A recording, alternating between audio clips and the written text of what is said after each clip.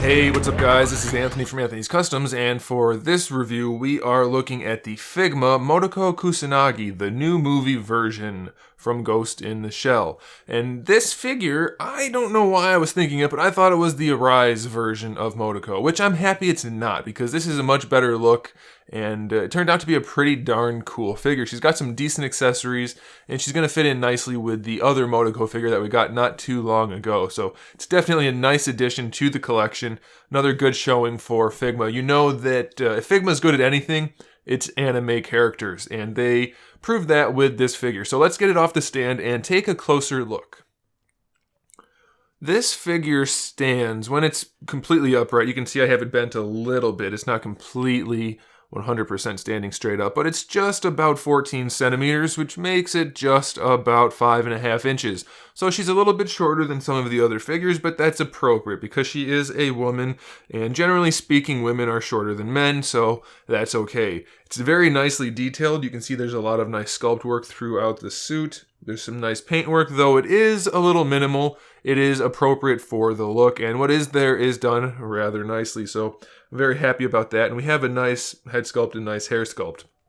Before we get into the figure anymore, let's look at the accessories. The first one I want to talk about is this gun right here. Now, I'm not sure what the name of this gun is, but it's nicely detailed and it does have some paint on it. And she can hold it pretty well, so I'm pleased with it. That's pretty good. Not too much more we can ask of that. She has another gun, which is this pistol, which goes in her holster there, and it's rather small, but still fairly nicely detailed, and it's definitely sufficient. She can hold it nice enough, and it fits in the holster nicely, so I'm pretty happy with that.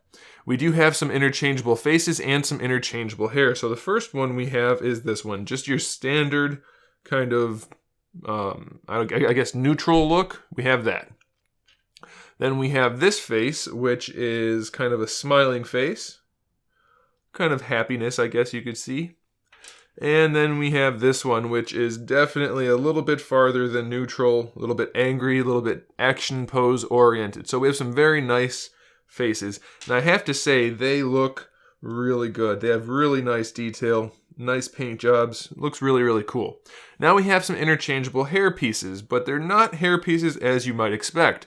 This one is just your standard hair. The other MOTOKO came with a hair that was kind of like windswept. This one does not. She comes with hair that has the visor thing on the front of it.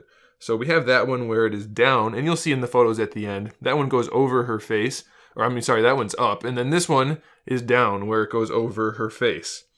So that's it for the interchangeable hair pieces. No windswept hair, but I think that's okay. You can still get a pretty nice action pose with just the standard hair. Now we do have some interchangeable hands. As you can see on the figure right now, I have the main hand for holding this rifle right there. I guess it's not really a rifle per se, but that gun, the hand for that is in there. And then we have the secondary hand right here. So this one is meant for, holding the foregrip on a weapon, or even if you wanted to put it up with the pistol, you could. We also get the small, tiny little hands, the fist hands that come with her, on her in the package. They have the nice little knuckle pads on them, so that's kind of a cool touch. And then we get a tree of the remaining 6 hands. So we have a smaller trigger finger hand, that would be for the pistol. We have another secondary hand, which is more for in line with holding the pistol. You don't really need this one that has the big grip on it for the pistol, so this one would work for that. Then we have 2 gripping hands that are just kind of generic gripping hands. We don't really have anything for her to hold, but we do get them. And then we get the 2 style pose hands that are, of course, a necessity for any of our import figures. Our style poses are very important, so we get those. So we have a total of 10 hands. That's pretty good. And of course we get our Figma display stage, which is standard for basically every Figma figure, which is awesome. It's a good thing. I wish more companies included good display stages with their figures. I'm going to put the fist hand on her for the review just so that the gun's not in the way of anything.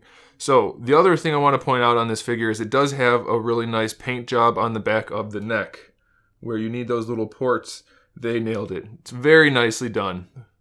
Very, very nice details on such a tiny little paint job. All throughout the suit we have these guys right here, which has kind of like a gloss black with the kind of periwinkle in the middle, so those look nice. Then we have some more on the front for the abdomen, and we have some more on the chest. And the ones up here, right here by the shoulder. Those are on a separate piece and they're kind of flexible, and that is to allow for the posability.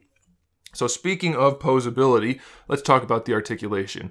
The head is on your standard Figma joint. It's the ball peg kind, so there's a ball peg that goes into the hair and then a straight peg that goes down into the neck and then the hinge in the middle. So you can have her look down, you can have her look up, you can have her look to the side. Pretty much in any way you want to, you can do it. And I had it popped up still so I could show you the hair, but it looks really good. I mean, you get a tiny bit of gapping, of course, that's going to happen, but it does give you really nice range of motion, so that's good. Now, we do have the standard Figma shoulders, except they're even a little bit better than normal.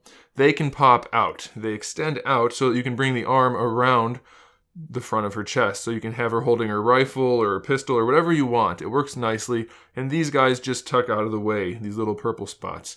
So a standard ball peg that goes into the body, but it is on kind of like a sliding socket, so you can pull the arm out a little bit. And right here we have our hinge and our straight peg that gives us our bicep swivel. The arm can rotate right around that. We have our standard hinge for the elbow. Of course, it can rotate at the top and bottom of that also because they're just straight pegs. And then the same thing for the wrist. Standard hinge with straight pegs in there. So pretty good range of motion. It is worth noting they did put some gloss black in there for the accents, and that really makes the figure stand out. They didn't just paint everything solid black. It does have some variation. For the torso, I'm not certain. Let's see. Double ball peg. So that should be good for most poses. I'm glad that came out easily without breaking. Pretty good range of motion. It's a nice diaphragm joint. It works well. You get your waist twist essentially out of it, and forward, back, side to side, everything you want. The lower torso has a single ball peg that lets it move around. Of course, if you push it to the max, you might get some gapping, especially on this side, because the belt does go down at an angle, but it still gives you a really nice range of motion. And it's pretty organic looking, pretty natural looking when she's posed. So I'm pretty pleased with that. The whole belt apparatus in lower crotch area is a soft floating piece, so it will flex. You don't have to worry about it getting in the way too much. Unfortunately, it is connected to the thigh, so that leg will be limited a little bit. It's just your standard Figma ball socket, which you can see right here. Hopefully you can see in there. So we have a socket and then the thigh, and the thigh can swivel around that socket, and that socket will of course move around the ball. So this leg has really good range of motion. Basically no limitations at all. And it looks good pretty much in every pose too. Even when you bring it all the way forward, you just get a tiny bit of a gap back there. So that's pretty good. Now on this side, it is a little bit stiffer of a joint, and it is limited a little bit by that strap for her holster. So you're not going to have both legs in completely dynamic poses, but you still do get to pose it pretty well. It doesn't go out to the side really at all due to that. It's very limited.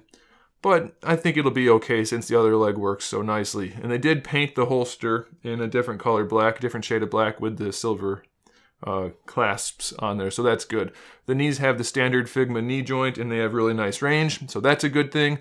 And then lastly we have the ankles, which are the standard ankle joint that we've seen with Figmas, and that's pretty good. You get your ankle rocker out of it. Anything you need to do, you can do. Last little bit of paint detail, we have some orange on there, and it's nicely done. So it's not perfect. Well, you can see one side's a little bit brighter than the other, a little bit more orange there, but I think it's okay. It's not a big deal. So all in all, it's a really solid figure, and if you're thinking about picking it up, I think you probably should. And the pre-order should be still available at Big Bad Toy Store. It was last time I looked, so if you're interested, check out the link in the description below and get one before they are no longer available. Thanks for watching, guys. Make sure you subscribe to the channel so you can see my upcoming figure reviews, custom figures, and other good stuff. And in the meantime, keep collecting.